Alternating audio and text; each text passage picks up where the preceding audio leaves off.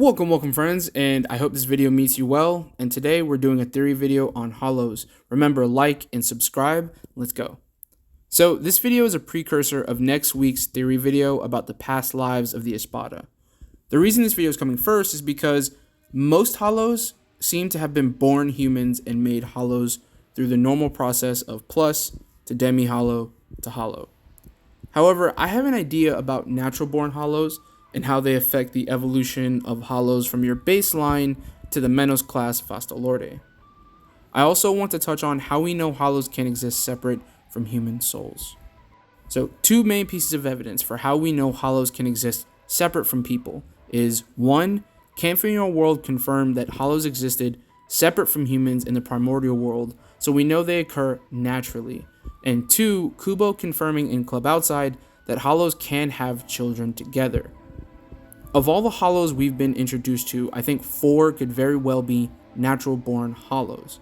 That being Barragan, Ikomikidomoe, Ulquiorra, and Stark. Stark is the one I'm least sold on, so I'll talk about him in this video and the next one.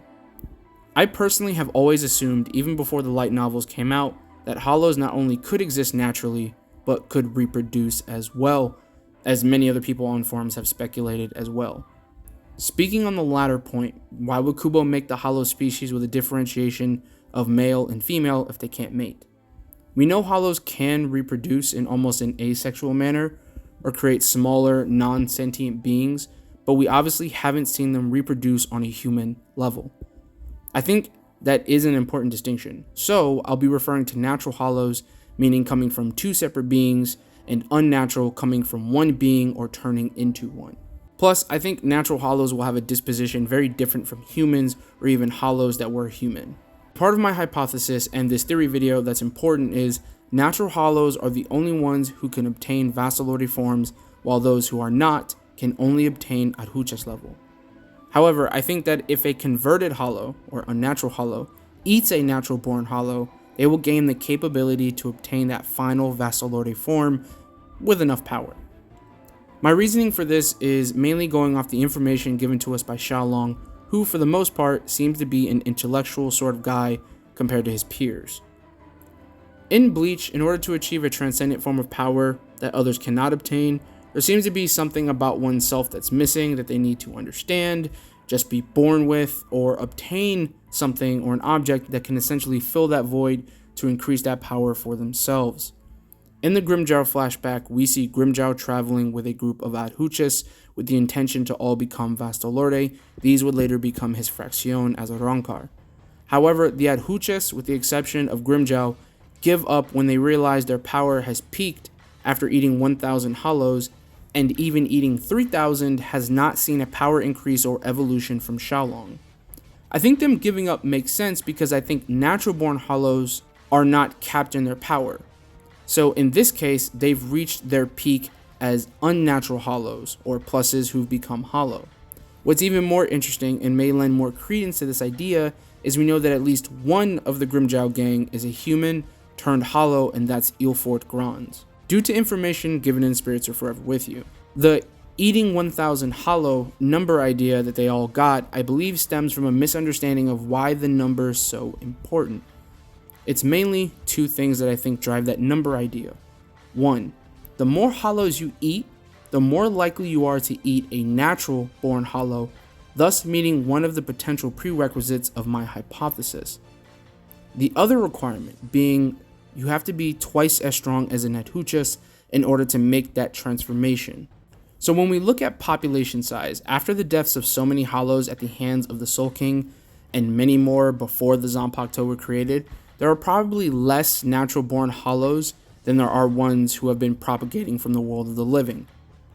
Due to the hollow inclination to eat rather than to talk or propagate themselves, I don't think the natural ones would have been able to replenish their numbers. This would also explain why Vasto Lorde are so few and far in between that we can apparently count them on our hands, being that this thing that I'm dubbing the Vasto Lorde gene is not being able to be passed on. Plenty of hollows out there could have the potential for Vasto Lorde status, but in these situations they keep getting eaten by other hollows, so the Vasto Lorde gene passes on with no actual power to support or activate it. And this process covers the power requirement because we know when hollows devour a soul, they don't get all of the power, they only get a portion of it. This is why Ikomikidomoe was so exceptional. Whenever he ate something, he gained the full capabilities of it. So just because you can consume the gene doesn't mean you get the power too. So only a few hollows can obtain a Vasto Lorde gene. So the task to achieve Vasto Lorde for non-natural hollows is basically go long enough without regressing back to a Gillian, don't get eaten, and gain enough power that can activate the gene if you've obtained one. It's a lot, I know.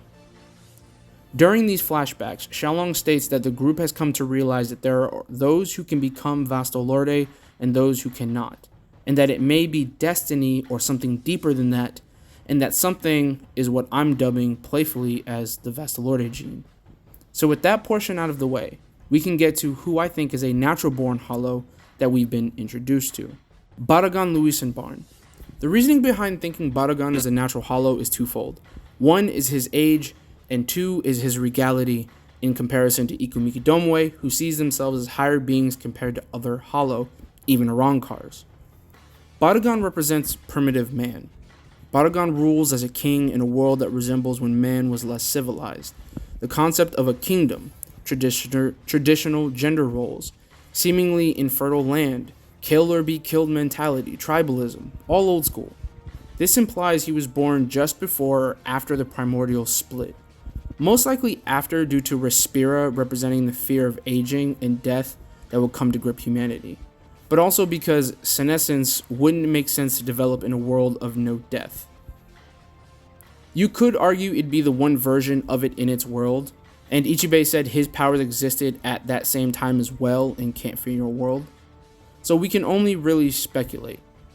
Hollows for the most part represent animals, natural places, or natural phenomenon. It says a lot then that Barragan represents, in all of the animal kingdom, humans. Barragan being born at the human's apex of salvation at the hands of the Soul King, along with his subsequent maiming, makes sense as it is the start of their eventual climb to civilization, while Barragan tries to remain steadfast in the old ways. It's poetic, really. So basically I'm saying he was born of two hollow parents. He was not a human who became a hollow. Ikomikidomoe. This one's relatively easy. Ikomikidomoe is always blabbering on about how Barragan and himself are just different. Most of those comments are very vague, and he could just be grandstanding, or he could be hinting at something greater. And his age and ability make me think he's natural. But Ikomikidomoe has more than enough power to be a Vasto Lorde, so why doesn't he evolve? The only reason he doesn't evolve to a Vasto Lorde is seemingly, as the book implies, he just doesn't want to. I believe he loves his large, monstrous form and thinks it suits him more as a hollow. However, that could be made as an argument to say he isn't one as well, seeing as he doesn't actually ever obtain the Vasto Lorde form even when he arguably needed it. But his age puts him too close to the realm split for him to have been human in my opinion. Ulquiorra Cifer. I think this one may be the most obscure of the three. In Ulquiorra's backstory, included in the third data book, we see the moment he was born. We see him rise from a pit of blackness and darkness surrounded by a tribe of beings that look exactly like him, except he is white like a normal hollow. And I use the word tribe because that's what the data book and Ulquiorra refers to this group as, which was another hint to Hollow's relations before Kubo ever said anything. But what's so unique about this situation is not only that they each look similar to each other, or that they are all black, which isn't normal for Hollows, but that they all look like Vasto Lorde. Now this is all a little hard to discern because they are mostly silhouettes, but I don't think most would disagree with this assessment. They grew from a pit, and Ulquiorra noted this may be their moment of inception, so this can be interpreted in many ways, but the two that I think are the most plausible or require the least amount of assumptions are: 1. Ulquiorra is a natural-born hollow, and that natural-born hollows don't necessarily age but are born in a set body, or that natural intercourse and birth-giving between hollows may not look like human intercourse and birth-giving. Simply put, the way he and his kin were born is just how that species operates. I mean, he seemingly was born a Vasto Lorde already, and they seem to be unique from other hollows by being black. I wouldn't be surprised if this clan was special, even amongst hollows, seeing as Ulquiorra hid its actual shape from Aizen. Or the other option, Ulquiorra is not a natural hollow, but is a byproduct of a type of asexual birth or cloning. This would explain why he would still be a Vasto Lorde, and why he seems to start as one, while also explaining the similarity to his kin. The Pit of Darkness may have been another much more powerful hollow that split off into these multiple smaller ones, similar to Cian and Stark Lillynette. I personally lean more towards option 1, but I think option 2 isn't any less valid. Coyote Stark and Lillynette Gingerback. Now, I included this one because I've seen other people mention that they think they're natural hollows because of their overwhelming power and disposition, but I don't know if that's enough to put them as natural born. Yes, Stark, Lillynette, and even Ulquiorra have these dispositions that make them seem as if they were made for Hueco Mundo. They are lonely, depressed, and even nihilistic about their predicament, but seek to find higher meaning like purpose, friendship, and connectivity. I don't think natural hollows would have that disposition as a Rancor. I think once they become more human-like, they would seek to find some semblance of their own heart, while natural ones like Barragan would become more of what they were or stay the same. There isn't anything to say Stark and Lillynette's original form was a natural hollow, so I will be including them in next week's video, giving the Espada's backstory. Thank you for watching. I hope to see y'all next week, and I want to hear your thoughts about this video. Let me know in the comments, and while you're there, please like and subscribe. Let your friends know. It'd be a great help, guys. Love y'all. Bye.